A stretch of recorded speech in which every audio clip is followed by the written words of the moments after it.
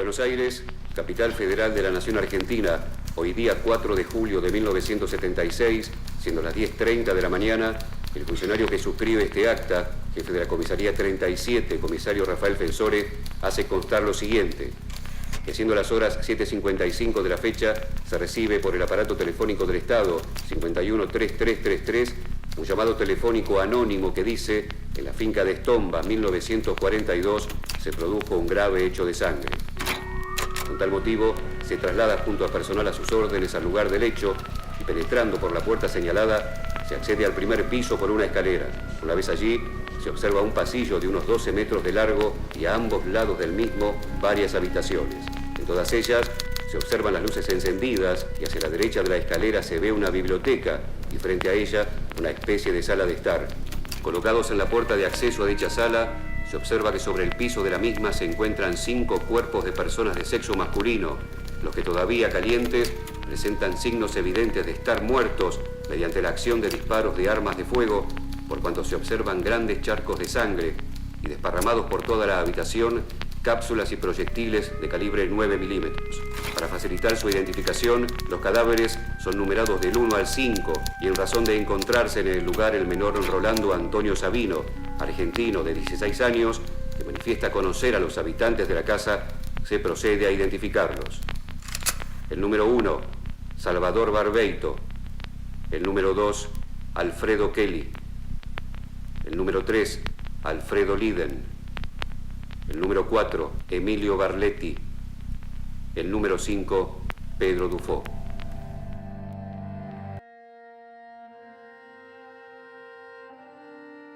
El padre Kevin O'Neill era amigo íntimo de los sacerdotes y maestro de los seminaristas asesinados.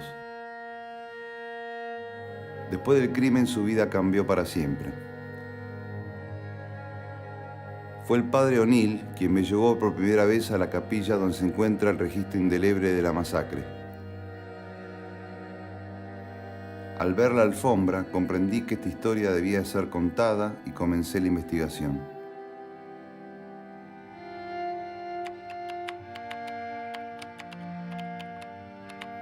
La congregación palotina fue fundada en Roma a mediados del siglo XIX por el sacerdote Vicente Palotti. La orden se extendió por varios países de Europa, entre ellos Irlanda y Alemania, donde creó sus respectivas provincias. A comienzos del siglo XX, numerosos sacerdotes palotinos acompañaron la fuerte inmigración irlandesa en el Río de la Plata. Que quizá escuché los primeros conceptos que me abrieron más la cabeza en ese periodo sobre cosas que después se fueron ampliando en la profundidad, ¿no? Y los conceptos del trabajo social. Para conocer un poco más a fondo la historia del Tercer Mundo, tuvimos un día entero en casa de San Antonio al cura Carlos Mujica. Mujica en ese momento trabajaba en los barrios marginados. Era un personaje periodístico, pero también un ejemplo, digamos, de trabajo, de evangelizador. Yo pienso que los únicos que han cambiado el mundo han sido los idealistas.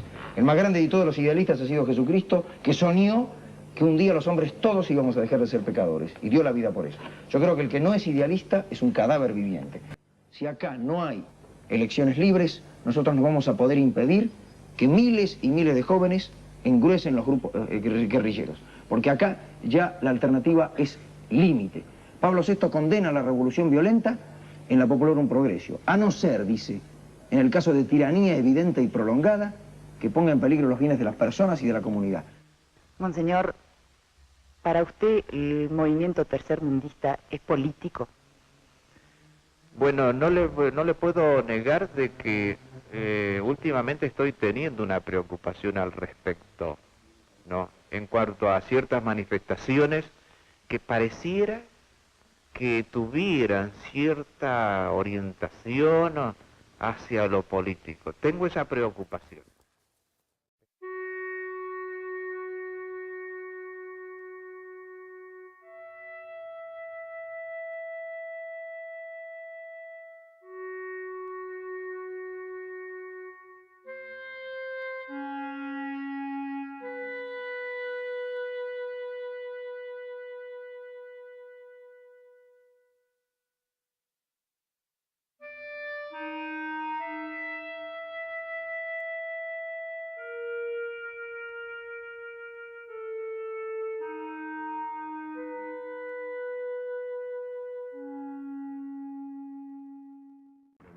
Anoche estuve muy cansado y no escribí nada.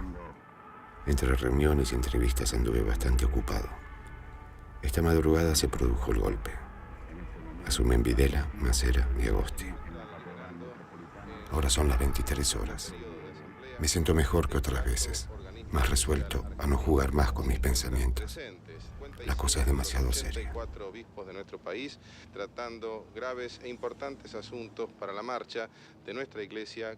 El episcopado argentino tiene una importancia grande en todos los meses previos al golpe de Estado, porque, digamos, hay una serie de tentativas por parte del gobierno de Isabel Perón para impedir el golpe. Y esto es rechazado por los militares y es rechazado también por la Iglesia. ¿Usted cree que en este momento, sin duda trascendental de la vida de nuestro país, adquiere un significado especial estos días que llamamos la Semana Santa? Oh sí, por supuesto, bajo muchos aspectos. Antes que nada por lo siguiente, si vamos a orar, la oración es el arma permanente del cristiano. Tenemos muchos problemas en la Argentina que esperamos con la gracia de Dios superarlos, pero esta batalla también hay que ganarla de rodillas. Yo no sé por qué dice el ejército de la paz, como si hubiera un ejército de la guerra. El ejército no es un ejército de la guerra en la Argentina, es el ejército de la paz. Me gustaría saber, gracias a quiénes hoy se puede ir a estudiar tranquilo en una escuela, en un colegio, en una universidad. ¿Gracias a quién? Al ejército argentino. Una semana que ya es tradición en la Armada Nacional y a la que se denomina Semana de la Religión y la Moral. Durante su transcurso, los aspirantes navales reciben instrucción religiosa, moral y ética. Estos mismos jóvenes son los que continuarán defendiendo a la voz de la filosofía occidental y cristiana que históricamente nuestro pueblo ha defendido.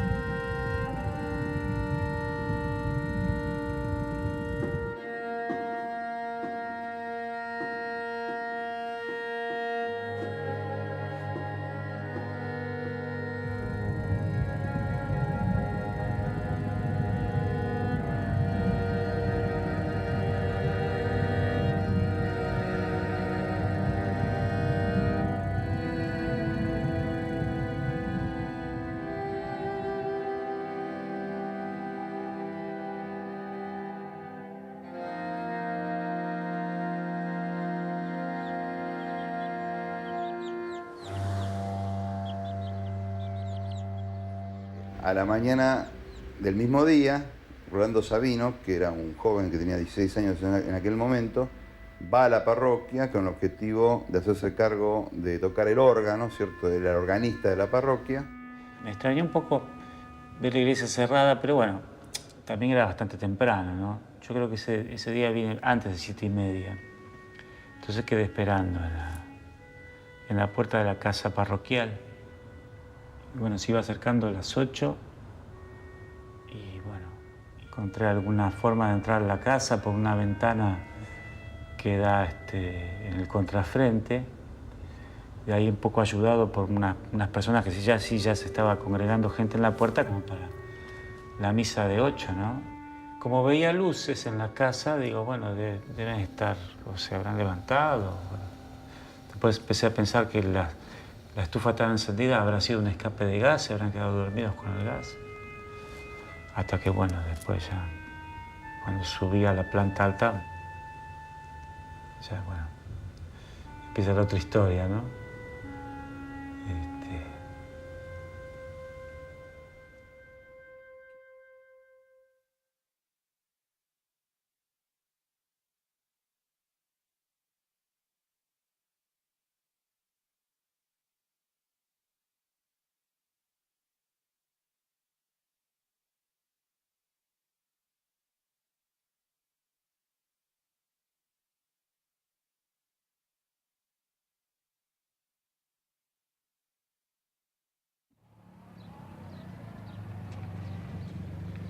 Uno de los testimonios más interesantes para darnos idea de lo que ocurrió en la mañana lo da el padre Efraín Sueldo Luque. Efraín Sueldo Luque era un sacerdote que pertenecía a la congregación palotina, no a la irlandesa, sino a la alemana, y mantiene durante todo este día, el 4 de julio, ¿cierto?, una actitud bastante racional dentro del horror, ¿cierto? De alguna manera se controla y busca, ¿cierto?, que los elementos que podían servir para descubrir la verdad del asesinato no fueran borrados.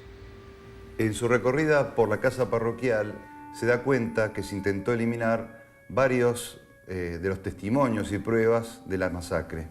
En una de las puertas de los dormitorios, los asesinos escribieron lo siguiente: por los camaradas dinamitados de Seguridad Federal, venceremos, viva la patria.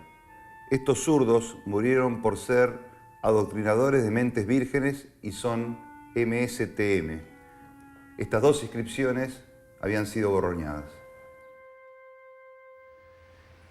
A través del testimonio de 4 jóvenes que vivían en las cercanías de la parroquia, se puede reconstruir lo que ocurrió directamente ya vinculado al asesinato. Vinimos acá a la casa de un amigo que vivía acá, que se llama Carlos Santini, que nos juntábamos todas las noches ahí a jugar a las cartas y a tomar algo. Y en ese momento estábamos con el que era el custodio del gobernador de la provincia de Neuquén, que vivía ahí enfrente. Uno de ellos era hijo de un militar, que en ese momento era interventor en la provincia de Neuquén, de apellido Martínez Wallner, que se sorprende porque, ya pasada la medianoche, observa que 2 coches que él desconocía, es un barrio donde la gente se conoce, se sabe más o menos cuáles son los coches de los vecinos, y cuando hay coches extraños también se sabe. Por lo tanto, decide presentar una denuncia a la comisaría de la zona. Se asustó, entonces agarró y se fue por Tronador para la comisaría. En la comisaría en principio no le quieren tomar la denuncia, él insiste cuando se da a conocer como el hijo de un militar de alto rango. Finalmente en la comisaría deciden enviar una patrulla.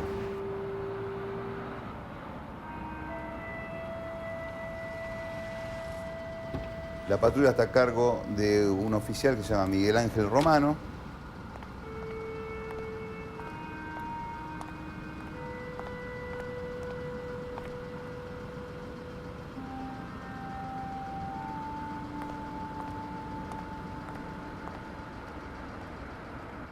La patrulla policial arranca, pasa por la esquina de la casa donde estaban los chicos y en voz alta hacen un comentario que es de alguna manera la sentencia de muerte de lo que ocurrió luego, porque le avisan al custodio policial que tenía la casa, un señor que se llama Pedro Álvarez, le dice: no te preocupes, ¿cierto? Estos son unos que vienen a reventar unos zurdos.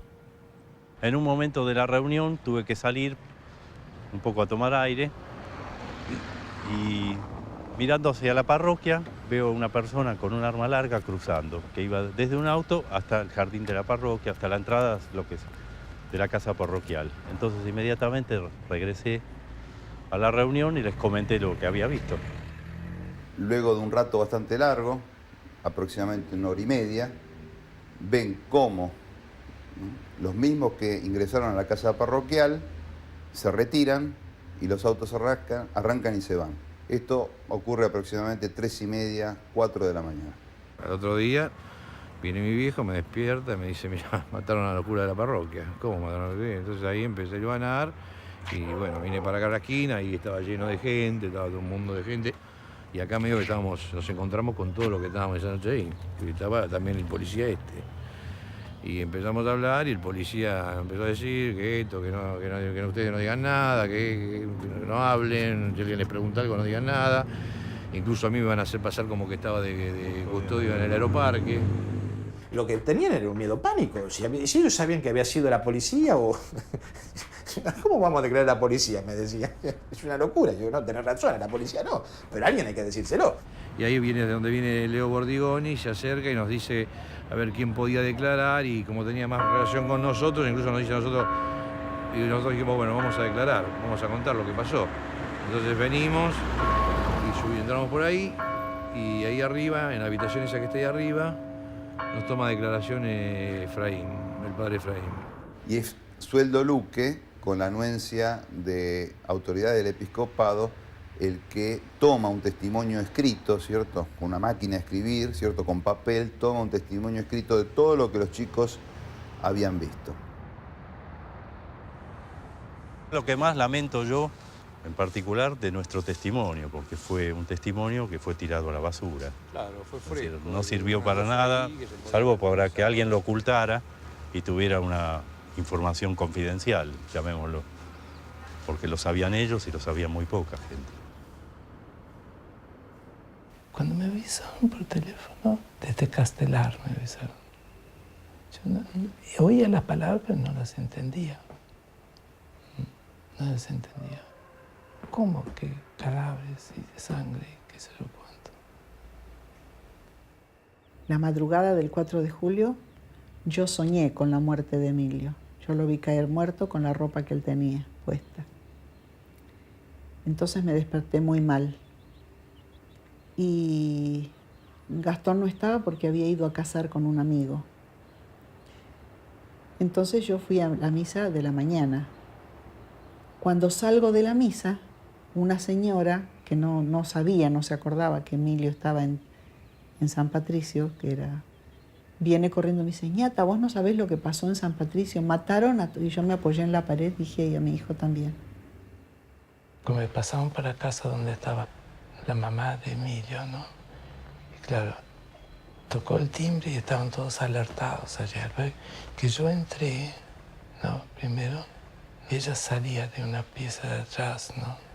Y se vino con media sonrisa y medio, con interrogación, ¿no? Igual también me preguntó, ¿Emilio también? Nada más. Dije, sí. Este fue uno de los momentos más duros. Ella se sentó y no dijo nada. Me llaman por teléfono de que había que avisarle a la mamá de Salvador y al papá de Salvador. Y el que sabía dónde vivían los papás era yo. No tenía la dirección de memoria, pero yo sabía ir. Yo no me acordaba del departamento, toqué varios, toqué el portero. En un momento dije, miren, ábranme que tengo que dar una mala noticia a la familia Barbeito, ¿no? Se ve que ellos escucharon, la mamá escuchó eso por el portero, y cuando me veo aparecer a mí sin el hijo y con otros 2 personas, inmediatamente dijo, ¿qué le pasó a mi hijo? Yo anoche presentí que le pasó algo malo, ¿no? Y yo buscaba, ¿y Salvador? ¿Y Salvador? Y el sacerdote me agarraba y me decía, venga señora, venga. Digo, no, venga. Y me llevaron hasta la casa, corredor del ascensor hasta la casa. Siéntese, señora. Digo, ¿qué pasó? Dígame. Dice a Salvador, mataron. Ay, Dios. Yo digo que si no me morí ese día, no me muero más. Mi cuñado fue a reconocerlo a la morgue y cuando yo hablé por teléfono con él, le digo, ¿tenía puesto un pantalón gris y un saco azul y una bufanda blanca? Sí, me dice. Así lo vi yo. Ah, y además yo vi cómo lo remataban de un tiro en la sien. Cuando yo llegué a la parroquia, el lugar estaba rodeado de gente. Realmente fue una verdadera multitud de personas todo alrededor de la iglesia. Yo entré en la casa parroquial y bien, estuvimos ahí esperando, buscando el porqué y todo el mundo muy mal. Fue una cosa alucinante, ¿no? Porque venir y encontrar la parroquia así paralizada, ¿no? Completamente, todo. No saber dónde estaban las cosas comunes que vinieron después. Los muchachos, los estudiantes que también estaban docentes, ¿no? Me ayudaron, ¿no? Llegué a la casa y lo primero es que entré a mirar, a recorrer. Justo los estaban preparando, así que no me dejaron acceder en inmediato. Pero sí fui a la sala de televisión, donde los habían matado. Y comencé a juntar sus pedacitos de seso. Estaba todo tirado por ahí. Sangre, seso.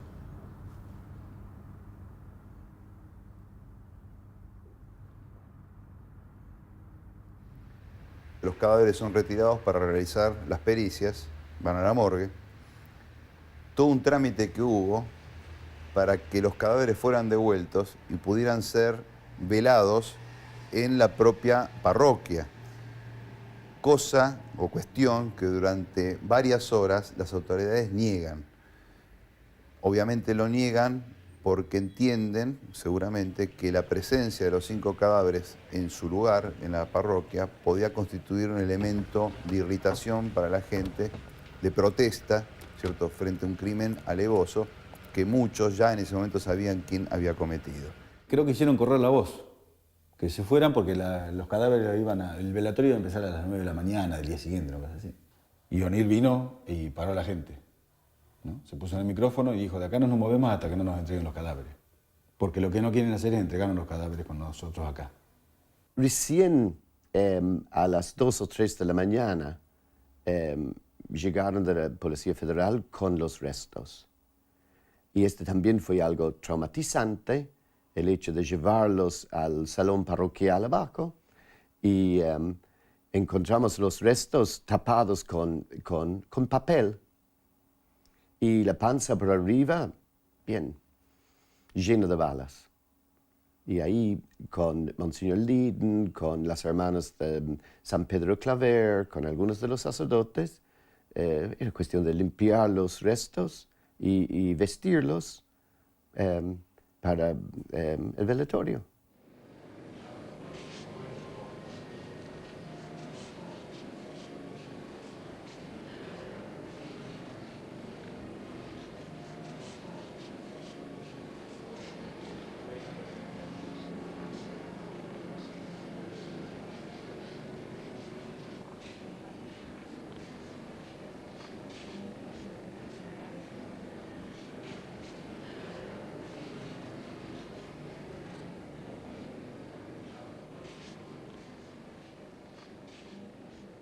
Yo le pedí a él, antes de que cerraran el cajón, que por favor me ayudara a no tener odio. Que me ayudara a vivir y a no tener odio. Porque si no me iba a envenenar yo, ¿no? Y creo que él me está ayudando con eso. Fue muy emocionante, pero a la vez muy indignante, ¿no? Yo no entendía nada, ¿no? Cuando estaban los representantes de las 3 Fuerzas Armadas, del Ministerio del Interior, o el Ministerio de Relaciones Exteriores y Culto. Una misa muy, muy impactante, con mucha gente, muchos sacerdotes, con la presencia del cardenal Aramburu, y la tristeza, un pesar, un dolor muy grande, ¿no? Muy como que uno quedó tan desamparado, ¿no?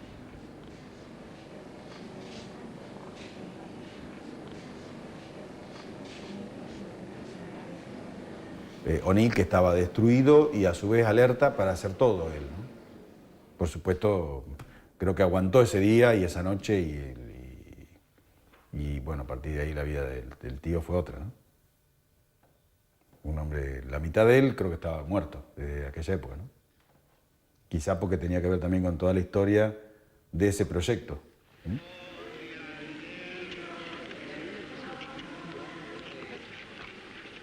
O'Neill dice claramente que lo que había ocurrido el 4 de julio, en perspectiva, significaba la muerte de ese proyecto. La muerte de ese proyecto que era dotar a los palotinos de una nueva camada, una nueva generación de gente preparada, de gente consciente y de gente consustanciada con la realidad del país en el cual ellos habían vivido.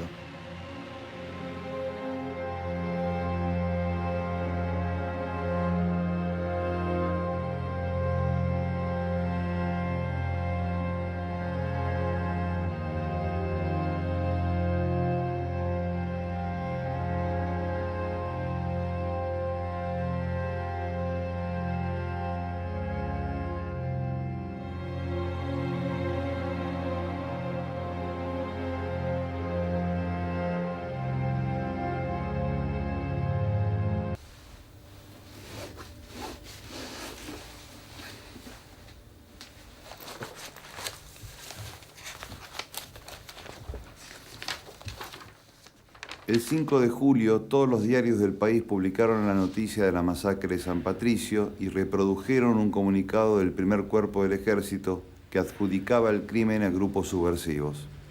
Solo algunos medios, como el periódico de la comunidad irlandesa The Southern Cross y el matutino Buenos Aires Herald, pusieron en duda esta afirmación. After we went to the funeral, it was the 4th of July, and we'd been invited to the 4th of July Independence Day reception at the American Embassy, US Embassy. I knew Videla would be there, so I went to see him there. I saw him surrounded by a group of people. I waited and then talked to him, shook his hand, and I said, Senor President, you know what's happened. You know, this is an appalling massacre in San Patricio. Something has to be done about it. You know, this can't go on. You know, telling him, you know, these are your people doing this. And, you know, in a formal occasion like that, somebody came in and you know, and it continued. But I said to him, appealing to him as a religious man, you know, we're praying for you. We're praying that you will do something about this. Señor arzobispo, ¿cuál es su pensamiento sobre el actual proceso que vive el país? Entiendo que el actual proceso que vive el país no es fácil, pero que si nos ponemos de acuerdo y trabajamos con verdadero amor a la patria, todos los argentinos, olvidando lo que hay que olvidar y teniendo presente el destino futuro, el país tiene necesariamente que ir adelante, progresar y dar bienestar a todos los habitantes. Esto pone a la Iglesia frente a un desafío muy grande y pone en tensión la identidad católica. Es decir, si la nación católica se expresa en dos pilares centrales, que son la Iglesia y las Fuerzas Armadas, el hecho de que las Fuerzas Armadas operen contra la Iglesia, evidentemente, es muy conflictivo para la conducción episcopal. Yo voy a darles a conocer el texto del comunicado que entregamos hoy oficialmente. La Secretaría General de la Conferencia Episcopal Argentina tiene el honor de informar que la Comisión Ejecutiva del Episcopado Argentino, con ocasión de recientes sucesos que han herido profundamente el corazón de la Iglesia y de la ciudadanía, se ha dirigido al excelentísimo señor Presidente de la República y a los miembros de la Junta. Los abajo firmantes, miembros de la Conferencia Episcopal Argentina, hemos tenido hoy nuestra habitual reunión periódica de dicha comisión y en la misma, como era obvio, consideramos los graves hechos de violencia que han sacudido últimamente y en forma antes desconocida al país, hiriendo íntimamente el corazón de la Iglesia. Nos referiremos, naturalmente, al incalificable asesinato de una comunidad religiosa en la parroquia de San Patricio, en Buenos Aires. Sabemos por la palabra del señor Ministro del Interior y por la presencia en las exequias del señor Ministro de Relaciones Exteriores y Culto y de altos jefes militares, cómo el gobierno y las Fuerzas Armadas participan de nuestro dolor y nos atreveríamos a decir de nuestro estupor.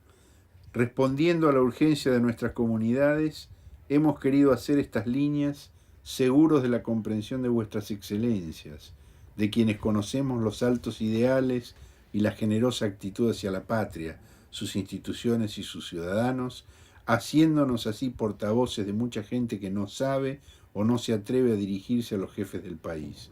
Como pastores de la Grey, pedimos a Dios nuestro Señor, dé a vuestras excelencias luz y fortaleza para cumplir la alta y honrosa responsabilidad que les compete.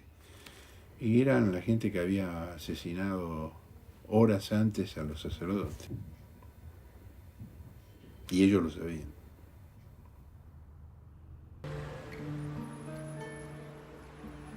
La causa judicial fue tomada en julio de 1976 por el juez federal Guillermo Rivarola. Su actuación al frente de la investigación no logró ningún resultado sobre la identidad de los asesinos, como tampoco acerca de los móviles que condujeron a la masacre.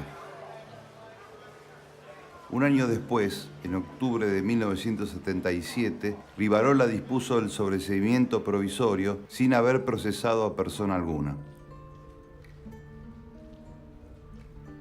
Con el retorno de la democracia, la causa judicial fue reabierta en el año 1984 por el juez federal Néstor Blondi. Poco tiempo después, ya creo que es en el año 85, se hace cargo como fiscal Aníbal Ibarra. Logra en muy poco tiempo reunir un montón de testimonios que corroboran y amplían lo que ya se sabía en los años 76 y 77. Ahí aparece de manera espontánea el testimonio de un marino. Es un marino que se llama Miguel Ángel Balbi. Es un marino retirado, de baja graduación, que se presenta ante el juez Blondi para contar algo que él supo en declaraciones de un compañero de armas que se llama Claudio Vallejos. Claudio Vallejos, como Balbi, trabajaban en la ESMA. Lo que cuenta Vallejos es lo siguiente, que él era chofer de uno de los autos y que él participó del operativo sin entrar a la parroquia y da el nombre de 3 oficiales de la Marina que son parte o fueron todos los que penetraron en la iglesia. Los nombres son Antonio Pernías, el teniente de fragata Aristegui y el suboficial Cubalo. Lamentablemente Vallejos nunca fue ubicado porque cuando Ibarra trató de rastrearlo no estaba en el país. Se supone que ya había salido, había huido y estaba en Brasil y nunca pudo ser ubicado. Hay otro testimonio que guarda estricta relación con esto que contó Balbi, que es el testimonio de Graciela D'Aleo. Graciela D'Aleo fue una sobreviviente de la ESMA. Y Graciela D'Aleo narra, y ahí viene la coincidencia, que Pernías, durante un tiempo después del asesinato del 4 de julio de 76, en reiteradas ocasiones, delante de otros detenidos que luego permanecieron desaparecidos, delante de ella, que tuvo la fortuna de sobrevivir, se jactó abiertamente el asesinato de los palotinos. Cuando el juez Blondi convoca a Pernías para que ratifique o rectifique, Pernías, como tantos otros militares, resguardado en el pacto de silencio y luego en las leyes conocidas por todos de evidencia de vida y punto final, dice ignorar cualquier vinculación con el asesinato de los palotinos. A ver, ¿me dice los datos de la causa? Es una causa vieja, del año 84. Se llama Padres Palotinos sobre homicidio. Padres. ¿Expedito de oficios? Ya te paso.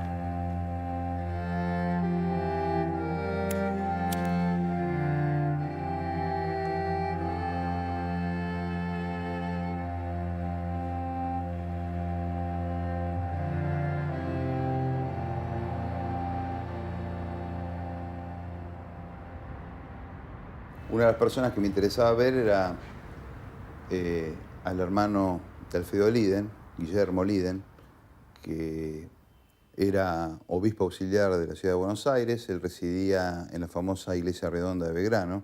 La entrevista fue cordial, digamos, distanciada pero cordial, no hubo ningún problema. Pero hubo un hecho que a mí me llamó la atención. Luego de haber charlado bastante, más de una hora, antes de despedirnos, el obispo me dice: ¿usted sabe quién mató a mi hermano? Yo no sabía quién había matado al hermano. Hoy en día nadie sabe, tenemos algunas certezas, algunas aproximaciones. Pero en la pregunta me parecía que no había simplemente el hecho de saber, de tratar de descubrir quién había, el nombre del asesino, sino incluso de dónde había venido el asesinato. Y esto me llamó mucho la atención, me pareció casi descabellado, cierto, que un hombre que tiene una posición de tanta importancia dentro de la Iglesia Católica acá en la ciudad de Buenos Aires, pudiera todavía, estoy hablando del año 86, ¿cierto?, desconocer de qué lado había provenido las balas que mataron a los hermanos.